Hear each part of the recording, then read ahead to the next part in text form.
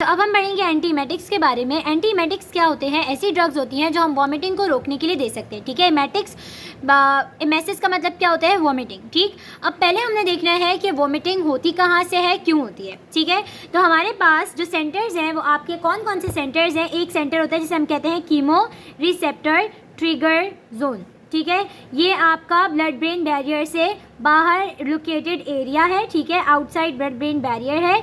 कहाँ होगा? एरिया पोस्ट्रेमा में। ठीक है, आपके ब्रेन में होता है। सही, एक ये आपके पास सेंटर है, ठीक, जो आपका क्या करवा सकता है? वॉमिटिंग इंड्यूस करवा सकता है। किस तरह की? सीएसएफ और ब्लड को डिटेक्ट करता है। अगर इसके अंदर कोई टॉक्सिन्स हो, कोई इरिटेंट्स हो, कोई ड्रग्स हो जो वॉमिटिंग इंड्यूस करवाती हैं, तो उसकी वजह से ये ट्रिगर हो जाता है और एमएसएस स्टार्ट हो जाती है। ठीक, दूसरा आपके पास क्या आता है? जो मेडिला के अंदर है एरिया, ठीक है, जिसे हम कहते हैं वॉमिटिंग सेंटर या एमएसएस सेंटर। सही है, ये आपका मेडिला के अंदर एरिया है। ठीक, और ये भी, इसमें भी सारे कीमो रिसेप्टर ट्रिगर जोन से और बाकी आपके बहुत सारे यानी साइट से, स्मेल से, आपके सेरिबेलम से, स्मॉल इंटेस्टीन और स्टमक से जो आपके सिग्नल्स आ रहे होते हैं वो इसको वो करते हैं, स्टिमुलेट करते हैं और वोमिटिंग इंड्यूस करवाते हैं। ठीक, इसके अलावा आपका कौन इंपॉर्टेंस रखता है? इसके अंदर सेरिबेलम है। ठीक है, जिसकी वजह से हम देखते हैं कि क्या हो रही है? Motion sickness.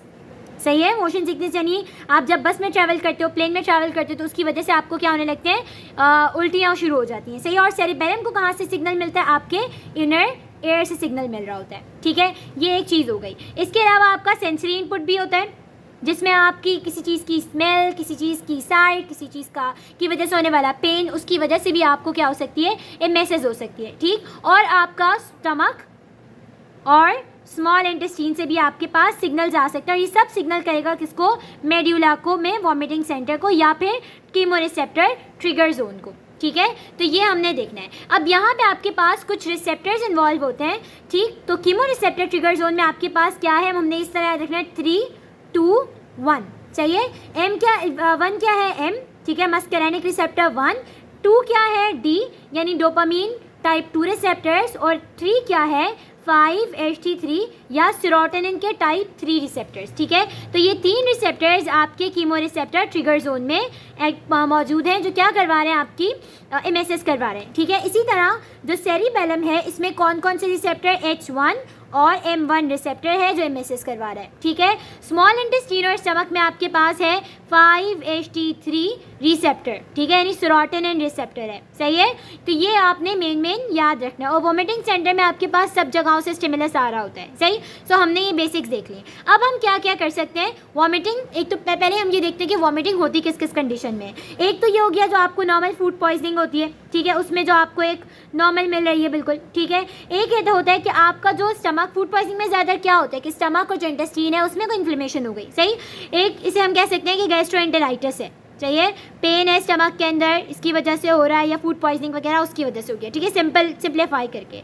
दूसरा आपको कब मिल सकता है कि कभी कोई कीमोथेरेपी ले रहा हो कि उसका कैंसर का पेशेंट, तो उसमें भी आपको मिल सकती है। उसे हम कहते हैं कीमोथेरेपी इंड्यूस्ड। ठीक है, सीज for chemotherapy induced nausea vomiting. उसमें नोजिया भी मिलता है, वॉमिटिंग भी मिलता है। ठीक है, तो इसमें भी हो सकता है। चाहिए, इसके अलावा मोशन सिकनेस, यानी जब आप किसी बस के अंदर या किसी भी चीज़ में ट्रैवल करते हो तो उसकी वजह से भी आपको हो सकता है कि आपका वेस्टिबुलर अपैरेटस इसमें इन्वॉल्व होता है इस वॉमिटिंग में। सही है, इसके अलावा प्रेगनेंसी के अंदर आपको वॉमिटिंग मिल सकती है एक्सेसिव, या फिर कोई बहुत ज़्यादा इल हो, उसमें भी आपको क्या मिल सकती है? नोजिया वॉमिटिंग मिल सकती है। ठीक है, तो अब हमने ये पढ़ना है कि हम किस तरीके से नोजिया वॉमिटिंग को रोक सकते हैं। ठीक है, there are basically 8 classes of drugs जो हमने पढ़नी है, जिनमें आपके पास सबसे पहले कौन सी ड्रग आती है? 5-HT receptor antagonist. चाहिए, अब हम ये किस तरह करें, ये मैं एक एक करके बताती हूँ। ये 5-HT3 रिसेप्टर आपके स्मॉल इंटेस्टीन में भी इन्वॉल्व है। सही है, कीमो रिसेप्टर ट्रिगर जोन में भी और भी जगहों के ऊपर ये इन्वॉल्व है। तो हम इसी को ही क्या कर देते हैं?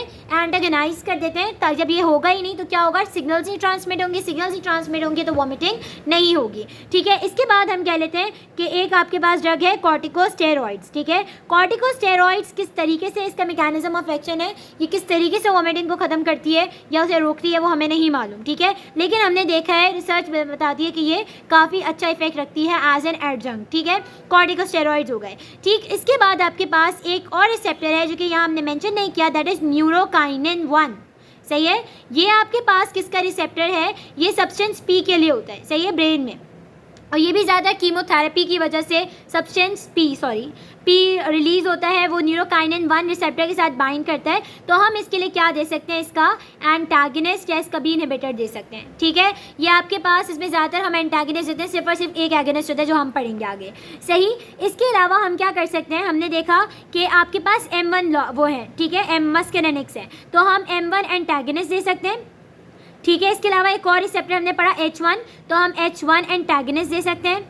ठीक है, और हम क्या देख सकते हैं, D2 एंटागनिस्ट दिए जा सकते हैं डोपामीन के। ठीक, और हम क्या कर सकते हैं इसके अलावा, तो ये तो आपके पास सबसे पहले रिसेप्टर्स हो गए। सही है, एंटी साइकोटिक ड्रग्स दी जा सकती हैं इसके लिए। ठीक है, इनका कुछ ना कुछ मैकेनिज्म ऑफ एक्शन होता है, इसमें 3 क्लासेज हैं जो आती हैं। सही है, ये भी आपके वोमिटिंग को रोक देती हैं। ठीक, और आप क्या यूज़ कर सकते हैं इसके लिए, कैनाबिनॉइड्स। ठीक है, यानी ये ओपियोइड, ये होते हैं आपके ओपियोइड एगनिस्ट। ठीक है, ओपियोइड एगनिस्ट होंगे और ये वोमिटिंग को सप्रेस करते हैं। सही है, तो ये वाली ड्रग्स आप दे सकते हैं। इसके अलावा एक और है जिसे हम कहेंगे बेंजोडायाजेपीन्स। ठीक है, हम ये भी यूज़ कर सकते हैं। सही है, तो ये हमने ड्रग्स करनी है 1 2 3 4 5 6 7 8 और 9 हो गए। तो अच्छा, ये इसके साथ ही कवर हो जाएगा। ठीक है, एंटीसाइकोटिक्स के अंदर तो तकरीबन 8 ड्रग्स हमने ये कवर करनी है। सही। सो अब स्टार्ट करते हैं हम सबसे पहले 5-HT3 एंटागनिस्ट से। 5-HT3 एंटागनिस्ट क्या है, इसमें आपने सबकी 1 या 2 एग्जांपल्स आपने याद रखनी है। ठीक है, 5-HT3 एंटागनिस्ट में आपका क्या आ जाता है, सीरोटोनिन रिसेप्टर एंटागनिस्ट। इसका काम क्या होता है कि सीरोटोनिन रिसेप्टर्स को क्या करेगा, एंटागनाइज करेगा। मैकेनिज्म ऑफ एक्शन ये है कि इसको एंटागनाइज करेगा, सीरोटोनिन रिसेप्टर्स को सिग्नल्स नहीं ट्रांसमिट होंगे तो क्या होगा, MSS नहीं होगा। ठीक है, तो इसमें आपके पास जो ड्रग है उसकी एग्जाम्पल क्या है, ऑनडेनसेट्रॉन। ठीक है, यहाँ पे जो भी ग्रुप है आपके पास उनमें सेट्रॉन मिलता है। ठीक है, ऑनडेनसेट्रॉन, ग्रेनीसेट्रॉन। ठीक है, ये आपके पास इसके अंदर आ जाती है। सही। ठीक है, ग्रेनीसेट्रॉन बताया मैंने। ठीक, एक होता है डोलासेट्रॉन। सही, ये सारी आपके पास सेट्रॉन ड्रग्स हैं। अब ये मैकेनिज्म ऑफ एक्शन क्या बताया कि HT3 एंटागनिस्ट को क्या करेगी, इनहिबिट करेगी, लेकिन कहाँ पर, पेरिफ्री में। ठीक है, पेरिफ्री में क्यों, किसके थ्रू, क्योंकि आपके जो स्टमक और स्मॉल इंटेस्टाइन है उसका सप्लाई कहाँ से होता है, वेगल नर्व के थ्रू। तो वेगल नर्व के विज़ुअल फाइबर्स को ये इनहिबिट करवाएगा। ठीक है, 5-HT3 एंटागनिस्ट। इसके साथ साथ सेंट्रली ये कहाँ एक्ट करती है, कीमोरिसेप्टर ट्रिगर जोन के ऊपर। ठीक है, और वोमिटिंग सेंटर के ऊपर, साथ साथ वोमिटिंग सेंटर के ऊपर भी काम करती है ये। ठीक है, तो अब आ जाती है कि हम इसे यूज़ किसके अंदर करते हैं। तो यूज़ इसका किस तरीके से होता है कि हम इंडिकेशंस या यूज़ जो है वो क्या है इसका, कि पोस्ट ऑप यानी ऑपरेशन के बाद जो नोज़िया वॉमिटिंग होती है उसके प्रिवेंशन के लिए, ठीक है, या उसकी ट्रीटमेंट के लिए हम इसे यूज़ कर सकते हैं as a first line agent. ठीक है, नहीं अगर किसी को पोस्ट ऑपरेटिवली नोज़िया वॉमिटिंग हो रही है तो हम उसके लिए as a first line agent क्या यूज़ कर सकते हैं, ऑनडेनसेट्रॉन यूज़ कर सकते हैं। ठीक, और ये क्या प्रिवेंट करवा रहा होता है, ये हम यूज़ करते हैं for prevention of acute nausea, acute chemotherapy induce nausea vomiting, उसके लिए भी हम यूज़ कर सकते हैं। ठीक है, और इसके साइड इफ़ेक्ट्स क्या होंगे, साइड इफ़ेक्ट्स ये है कि ये ओवरऑल वेल टॉलरेटेड है, यानी अच्छी ड्रग है, आप इसे आराम से यूज़ कर सकते हैं। इसका एक साइड इफ़ेक्ट जो हमें ऑनडेनसेट्रॉन के हवाले से ये मिलता है कि जब अगर किसी को हिपैटिक इनसफिशिएंसी हो तो हमें उसकी डोज को एडजस्ट करना पड़ता है। दूसरा, ये QT प्रोलॉन्गेशन करवा सकता है। ठीक है, सो ऑनडेनसेट्रॉन का सिर्फ एक ये हमें साइड इफ़ेक्ट मिलता है, बाकी भी मतलब रेयरली साइड इफ़ेक्ट है, कोई बहुत कॉमन साइड इफ़ेक्ट नहीं है। ठीक है, नेक्स्ट कम्स सेकंड क्लास जिसे हम कहेंगे कॉर्टिकोस्टेरॉइड्स। ये फर्स्ट क्लास थी, अब हम ले रहे हैं सेकंड क्लास जो कि कॉर्टिकोस्टेरॉइड्स हैं। ठीक है, कॉर्टिकोस्टेरॉइड्स में आपके पास एग्जांपल्स में आ जाते हैं डेक्सामेथासोन, ठीक है, और मीथाइल प्रेडनिसोलोन। ठीक है, ये आपके पास 2 ड्रग्स हमने देखनी है। अब ये जो कॉर्टिकोस्टेरॉइड्स है ना, इनका मैकेनिज्म ऑफ एक्शन क्या है हमारे पास अननोन है, हमें इसका नहीं पता है किस तरीके से काम करती है। ठीक है, तो हमने क्या देखा है कि ये जो आपका 5-HT3 रिसेप्टर था ना, इसके काम को इन्हांस करवा देती है, इसको अच्छे से करवाती है। तो इन्हांस करवाती है 5-HT3 रिसेप्टर एंटागोनिज्म को। और इसके यूजेस क्या होंगे, हम इसे यूज़ करते हैं एज एन एडजंक्ट यानी helper for chemo induced Nazia vomiting. ठीक है, डिलेड अक्यूट हो चाहे वो या डिलेड हो, दोनों के लिए। डिलेड मीन्स यानी 24 आवर्स या उसके बाद अगर कीमो के 24 आवर्स है, उसके बाद अगर नोज़िया वोमिटिंग हो रही है तो वो डिलेड होती है, और अक्यूट यानी फौरी तौर पे जो हो रही है, ठीक है। और इसके side effects as you know corticosteroids के हेड टू टो कितने साइड इफ़ेक्ट्स होते हैं, तो वही सारे साइड इफ़ेक्ट्स आपको इसमें बहुत सारे मिलते हैं, ठीक है। तो इसके कॉर्टिकोस्टेरॉइड में हमने ये नाम याद रख लिया। Then comes your NK1 antagonist, ठीक है, न्यूरोकाइनिन रिसेप्टर एंटागनिस्ट। अब न्यूरोकाइनिन रिसेप्टर एंटागनिस्ट की फैमिली में सबके नाम के आगे आता है पिटेंट, ठीक है, यानी एप्रीपिटेंट, ठीक है, एप्रीपिटेंट, नीटोपिटेंट, ठीक है, नीटोपिटेंट है, और एक है रोलापिटेंट। ये सारे आपके पास 3 हमें दिए हुए हैं बुक में, ठीक है। अब ये जो है किसके ऊपर एक्ट करते हैं, न्यूरोकाइनिन रिसेप्टर को ब्लॉक करवाएगा, सही है, फिर इस पर सब्सटेंस पी अटैच नहीं हो पाएगा, ठीक है। तो सब्सटेंस पी अटैच नहीं होगा तो उसकी वजह से जो आपकी कीमो इंड्यूस नाजिया वॉमिटिंग है वो नहीं होती, ठीक है। तो हम ये यूज़ कर सकते हैं फॉर बोथ क्रॉनिक, ठीक है, क्रॉनिक या डिलेड हम कह सकते हैं, ठीक,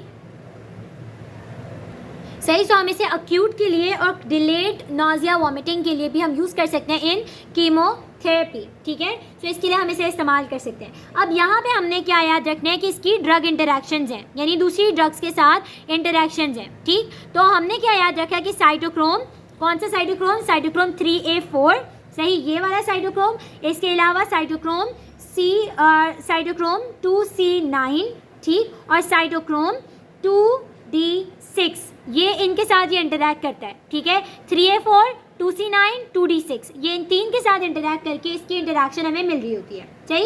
एप्रीपिटेंट खास तौर पे इन 2 का इनहिबिटर है, सही है, इनको इंड्यूस करवा रहा होता है, सही। अब आ जाता है इसके साइड इफ़ेक्ट्स। साइड इफ़ेक्ट्स इसके बहुत ज़्यादा कॉमन नहीं है, वेल टॉलरेटेड है ये भी, लेकिन इसके साइड इफ़ेक्ट्स में आपके पास क्या है, अब्डोमिनल पेन मिलता है आपको, सही। इसके अलावा हिकअप्स मिलती हैं, फटीग मिल सकती है, और डायरिया मिल जाता है, सही है। ये आपके पास कॉमन सी चीज़ें हैं इसके साथ एसोसिएटेड, ठीक है। नेक्स्ट हमारी जो ड्रग है वो क्या होगी, नेक्स्ट आपकी ड्रग है एंटी साइकोटिक एजेंट्स, ठीक है, anti psychotic agents. Anti psychotic agents में हमारे पास 3 ग्रुप्स हैं, ठीक है। एक को हम कहते हैं फेनोथायाजाइंस, सही, फेनोथायाजाइंस, जो किसके इनहिबिटर्स हैं, डी यानी डोपामीन, एम यानी मस्करेनिक, और एच यानी हिस्टामीन। इसके आपके पास बेसिकली इनके ऊपर काम करेंगे, इन रिसेप्टर्स के ऊपर, ठीक है। तो इनमें आपके पास एग्जांपल है प्रोमेथाजाइन, ठीक है, प्रोमेथाजाइन, और इसके अलावा एक है क्लोरप्राजीन, ठीक है, सही है। ये आपके पास इसकी एग्जांपल है फेनोथायाजीन्स की।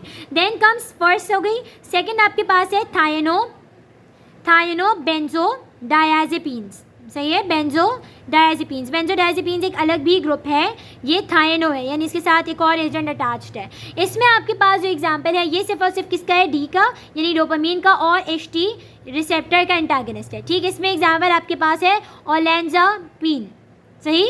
और आपका जो लास्ट है डेट इज़ ब्यूटायरोफिनॉन। ब्यूटायरोफिनॉन में आपके पास जो एग्जाम्पल जिन्होंने दी हुई हैं वो है सारी डॉल्स, ठीक है, पेरीडॉल्स बेसिकली। क्या कौन कौन सी, ड्रॉपेरिडॉल, सही, ड्रॉपेरिडॉल और हेलोपेरिडॉल, ठीक है। ये मैंने इस तरह रखा है, दे आर डॉल्स, सही। तो इसका आपके पास क्या है, ये किसके ऊपर काम करती है, ये बेसिकली आपके पास डोपामीन के ऊपर, ये डॉल्स है ना, तो डोपामीन रिसेप्टर के ऊपर काम करती हैं, ठीक। तो ये डोपामीन रिसेप्टर्स को ब्लॉक करेंगी और आप एंटीमेटिक्स के तौर पे इन्हें यूज़ कर सकते हो, सही है।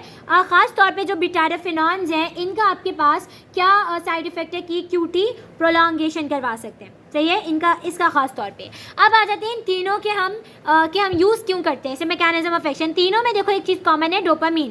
तो ये डोपामीन रिसेप्टर्स के ऊपर एक्ट करते हैं, ठीक है। किस पे एक्ट करेंगे, डोपामीन रिसेप्टर्स के ऊपर एक्ट करेंगे, in chemo receptor trigger zone and vomiting centre. इसका काम क्या है कि जब आपके पास रिफ्रैक्टरी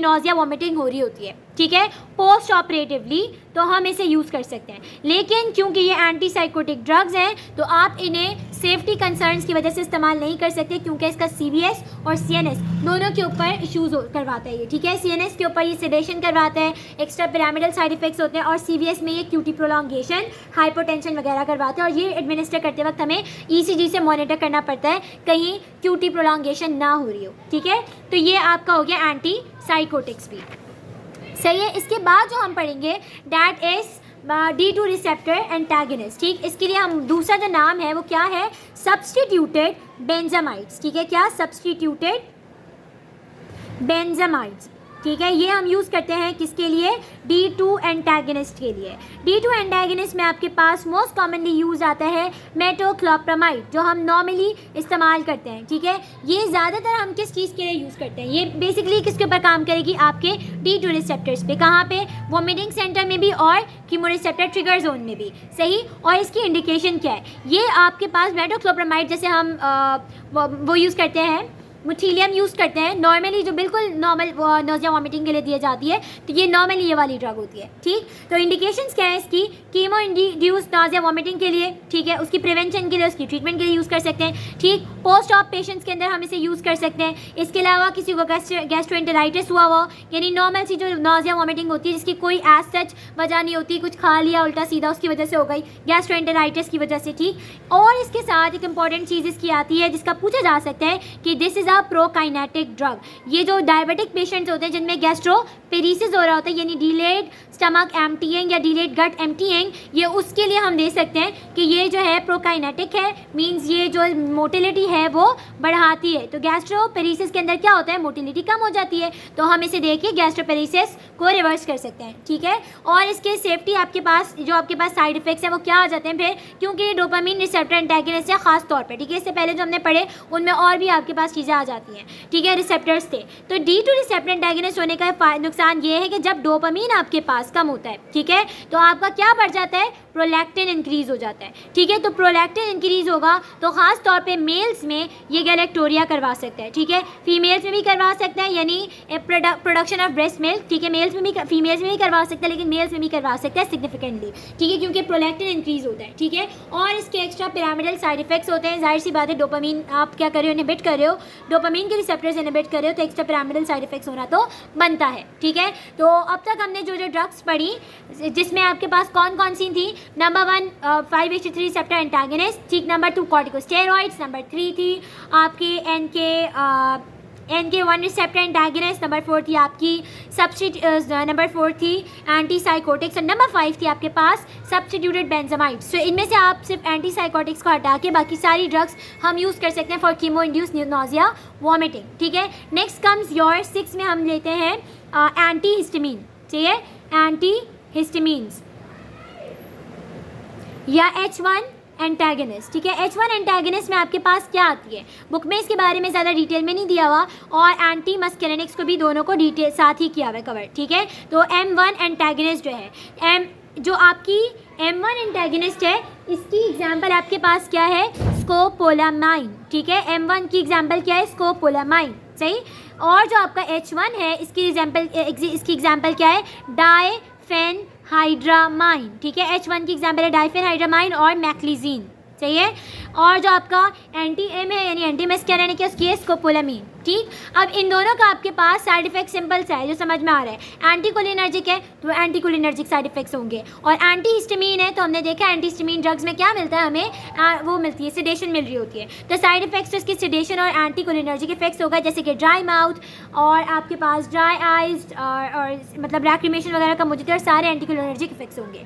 अब इन्हें किस लिए हम यूज़ करते हैं, ये ड्रग्स बेस्ट होती हैं फॉर मोशन सिकनेस, यानी आपको जब रास्ते की वजह से चक्कर आते हैं, वेस्टिबुलर सिस्टम की वजह से चक्कर आते हैं, तो you can use this drugs as a motion sickness, ठीक है, मोशन सिकनेस में यूज़ कर सकते हो। और वैसे बाकी इसके लिए ये वीक एंटीमेटिक है, सही है। नेक्स्ट आपके पास जो ड्रग है दैट इज़ बेंजोडायाज़ेपिन्स, ठीक है, बेंजोडायाज़ेपिन्स, सही। अब ये भी किसे एक्ट करती है, बेंजामाइड थी, जैसे सब्स्टिट्यूटेड बेंजामाइड्स थे, ये भी D2 एंटागनिस्ट एंटागोनिज्म शो कर रहा था, ये भी क्या शो करेगा आपके पास कि ये D2 एंटागोनिज्म शो करता है, ठीक है। क्या शो करता है, D2 एंटागोनिज्म शो करता है। इसके अलावा H1 और M1 को भी आपके पास ये एंटागोनिज्म शो करता है, ठीक है। तो ये हम कह सकते हैं D2 H1 M1 तीनों के लिए है बेंजोडायाज़ेपिन। इस तरह याद रख सकते हो, बेंजोडायाज़ेपिन में आपके पास नहीं बन रहा।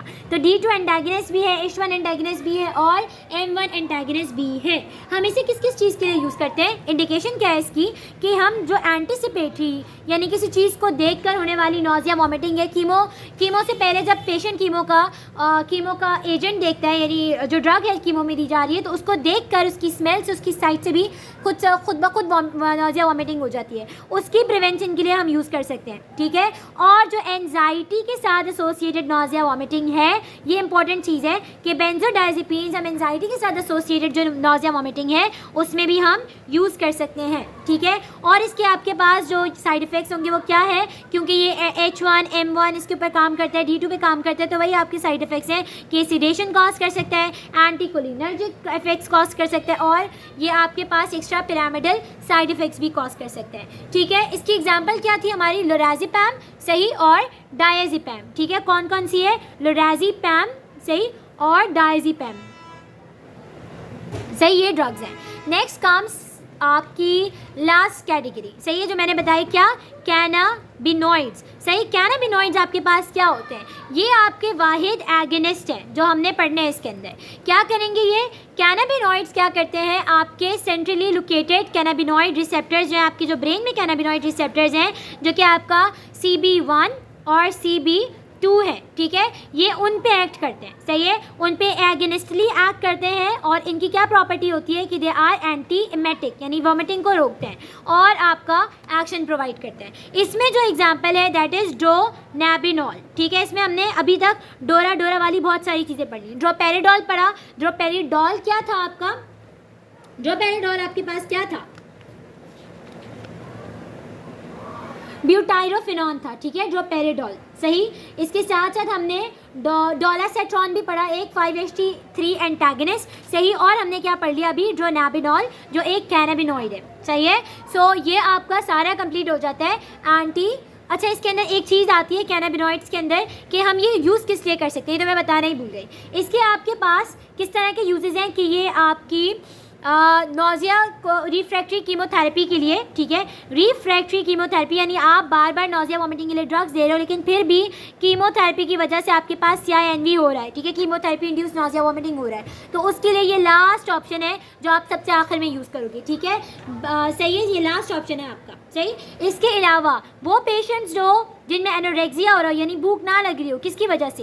एड्स की वजह से, जो कि एंड स्टेज एड्स के ऊपर हो, या फिर कैंसर की वजह से जिन्हें भूख ना लगती हो, तो उनमें एपेटाइट को स्टिमुलेट करने के लिए भी हम दे सकते हैं। सो ये एपेटाइट स्टिमुलेंट भी है, यानी आपको अगर भूख नहीं लगती, ठीक है, आपको नहीं, बेसिकली एड्स या कैंसर के पेशेंट जिन्हें भूख नहीं लगती तो आप उन्हें कैनाबिनॉइड्स दे सकते हो। लेकिन अब कैनाबिनॉइड्स क्योंकि ये ओपियोइड्स हैं, ठीक है, तो इनका आपके पास कुछ ना कुछ आपकी बॉडी पे इफेक्ट भी होगा सही है। सो CNS और CVS दोनों पे इफेक्ट सकता है। CVS में क्या इफेक्ट है कि ये आपकी हार्ट बीट को इंक्रीज़ करवा देता है, ठीक है, टैकीकार्डिया करवाएगा। और CNS के ऊपर क्या इफेक्ट्स है? ये आपको डिल्यूजनल बना देगा, ठीक है, आपको अच्छा फील होगा, ठीक है, the world is full of happiness, वो वाली कंडीशन होगी। तो यूफोरिया, डिस्फोरिया सही, और कन्फ्यूजन मतलब डिजीनेस, इम्पेयर्ड कॉग्निशन, सेडेशन, ये सारी चीज़ें होंगी जो कि आपके CNS के ऑल्टर्ड होने की वजह से हो रही है, चाहिए। So this was all about anti emetics. इसके बाद मैं लास्ट वीडियो में बताना भूल गई थी, मैं एक चार्ट अपलोड करूँगी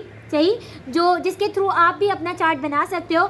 नॉट इसेंशली कि ये है कि आप उसको देख के एग्जैक्टली वैसे ही बनाओ, लेकिन आपको एक आइडिया हो जाएगा कि हाँ मैं एक पेज पे सब कुछ समराइज़ करके आई कैन लर्न दिस, ठीक। So thank you so much for watching.